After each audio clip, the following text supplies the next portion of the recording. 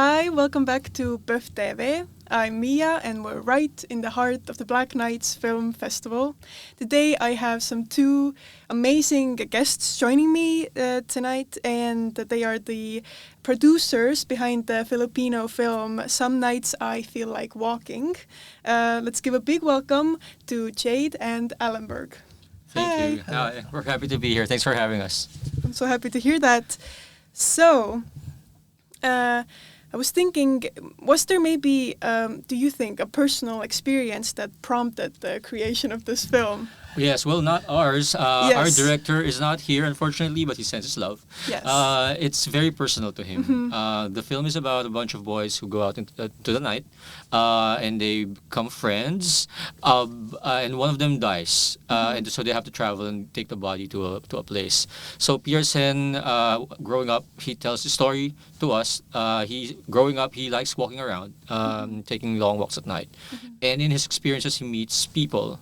And some of these boys are the basis for his characters in the film.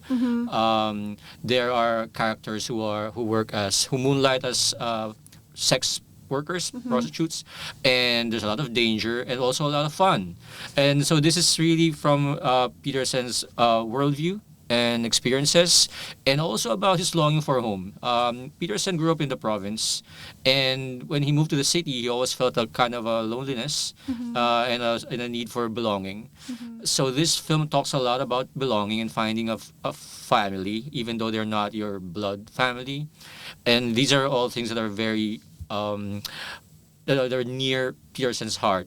So he wants to share the story to the world. You should share also about your taxi experience. Yes, he and I, when he came up with this film, he and I were together inside a car, inside a taxi, and there was this good-looking guy who walked outside. It was in the nighttime, and then he had an idea. What happens if he follows the guy? So he and I both kind of looked at each other and said, okay, then maybe you should write this next film of yours, and then that's what happened. So we do have that scene in the film. Right. Oh, that's a very nice story. Yeah. You should hear him tell it. No, Well, he's all the way back in the other part of the world. Yeah. In a much warmer part. oh, yeah. So you already talked about this a little, but maybe can you give us maybe even some more context about the life in Manila, especially about the nightlife? Right. Yeah, I guess one of the reasons why we made the film was this was written during the time of our past president, President Duterte, where it's already a dangerous place for some of the LGBTQ community, but then suddenly there's this war on drugs where they target only the disenfranchised, the poor, the marginalized, and so it even pushed further the LGBT youths. And so we felt that it is something that we want to talk about, and we want to talk about safe spaces. We want to talk about belonging and family, and as Jade said, found families. And so that's why we thought it was a good time to make the film. Right, but it's not just the LGBT youth though. There were many killings in our country in the name of the drug war. And there are a few famous cases of young people who got killed during this. I mean, they were not criminals, but the police, killed them point blank. So this is in a way a reflection of that kind of atmosphere where it's dangerous for young people to be out at night. But people need to be free. And there's always in the back of the young people's head that they cannot trust the police, they cannot trust the authorities, and this film touches on that kind of atmosphere. Like, why do you think the boys didn't seek help from the hospital when they discovered how bad the situation was with their friend? Were they maybe afraid of something? Yes. Yes, as Jade mentioned, there's already an aversion towards authority. Like, you don't know who you can trust. Yeah. You don't know if the people in power can actually help you or even put you down or make it even worse for you.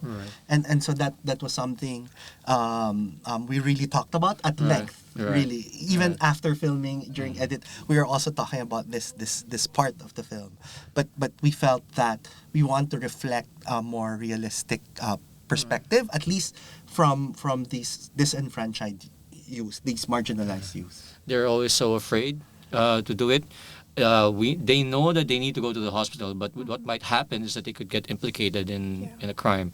So that was a really tough decision for them. Yeah, and when we were growing up, we live in a different generation.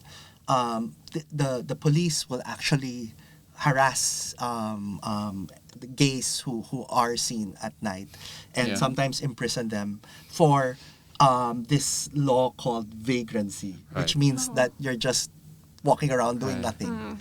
And it's not even a crime, and you may not be doing anything, but it's just a threat. And for those who do not want to come out, or those who do not want to be, exposed, they would either bribe or pay the police or whatever. And if you don't have money, then it's especially difficult. Yeah.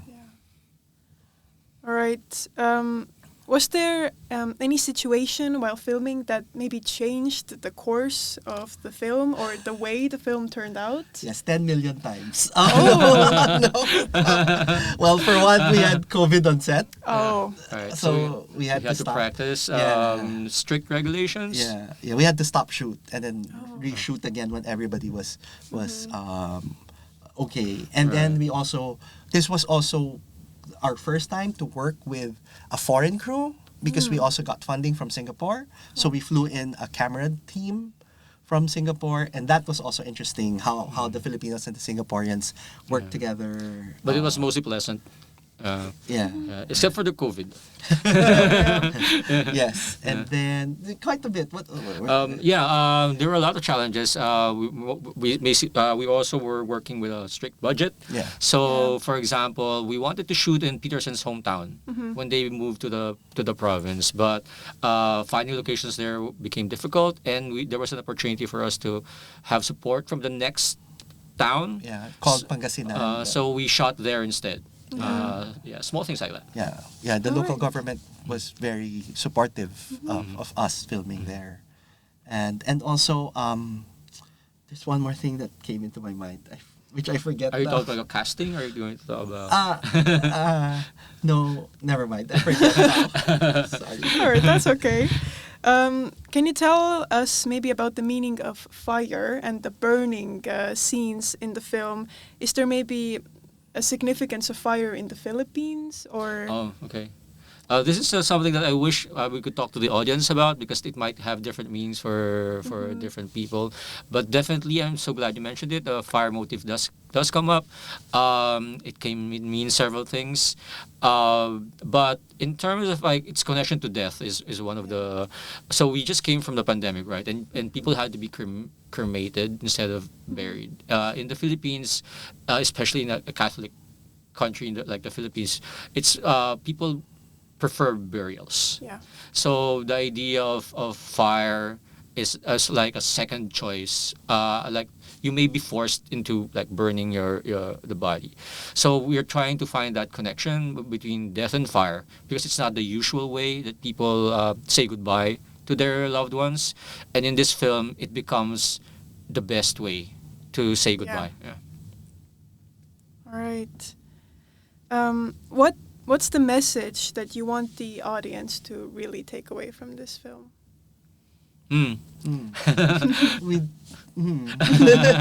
I hope different people have different takeaways from the film. But even though the film has its dark elements, I feel like I want people to walk away with a positive attitude, like a certain belief and faith in life, that it's worth living, and that you can find your family that you choose. Yeah. And I used to be a high school teacher before I became a producer. So making films about the youth is very important to me. And similarly with Jade, I want the film to speak to the youth, that there is hope, and there are people there who will find you, accept you, love you, and treat you as family, even if you had difficulties with your own family. So it seems like it really was a personal project for It's all very of you. Yes. It became personal to everyone. Yeah. Yes, in more ways than one. Yeah.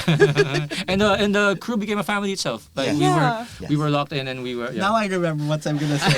Oh. No, because as the title says, some nights I feel like walking. Yeah. So we have to shoot all at night. Oh. So so every time the sun is about to rise, we all panic. Yeah. We're not yet done. The sun is coming out, Yeah. and then we all, at the end of the shoot, we all had jet lag without Oh. leaving the country. Yeah, because our time was reversed. Yeah. Yeah. Wow, that's also a very interesting fact. Yeah. What would you say was maybe the biggest challenge with this film? For me, as Go ahead. the one in charge of production and financing, it's the finances. Oh yeah. Because we planned this, we developed this in 2019, hoping that by 2020 and 2020 would be raising funds and 2021 to shoot. But then COVID happened. Yeah. So we were part of like Film Financing Forum, Project Markets, but we're doing it online. And it wasn't the same as, you actually meet people.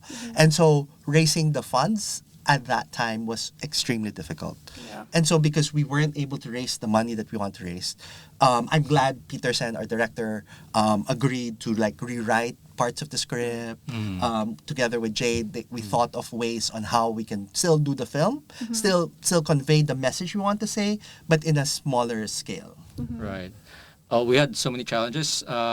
We had challenges in casting.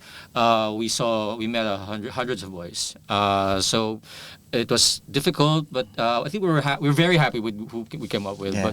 But we were looking for a certain kind of authenticity and chemistry, of course, camaraderie between the boys. So that was it took a long process, like a year, just looking at different actors and non-actors. Oh yeah. There was a challenge in shoot. We had to shoot one sequence that was one long take. So that was Yes, the finale.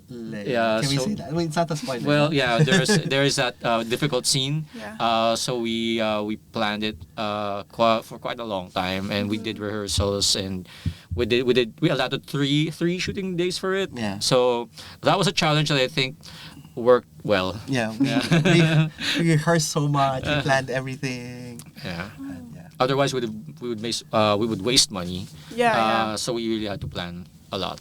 Yeah. Do you see the movie maybe having any sequels that will allow the audience to maybe follow up on their life further? We at the end of the day, it will be dependent on how the audience Yeah. accepts the film or takes the film, and who knows. Yeah, but truly there is that question: what might happen to them Yeah. afterwards? And I'm glad you're interested. But we'll see how this first movie turns out. And it will be our first public screening. Yeah. Even our actors have not seen the film Oh. from beginning to end. Yeah. Oh, it's gonna be really interesting and Yes. fun then. Yes. Yeah, thank you so much for coming and uncovering these behind the scenes little tidbits and things about this film. And yeah, I'm really happy. I was really glad to talk to you. And of course, thank you for tuning into PÖFF TV. And we'll catch you next time. Bye.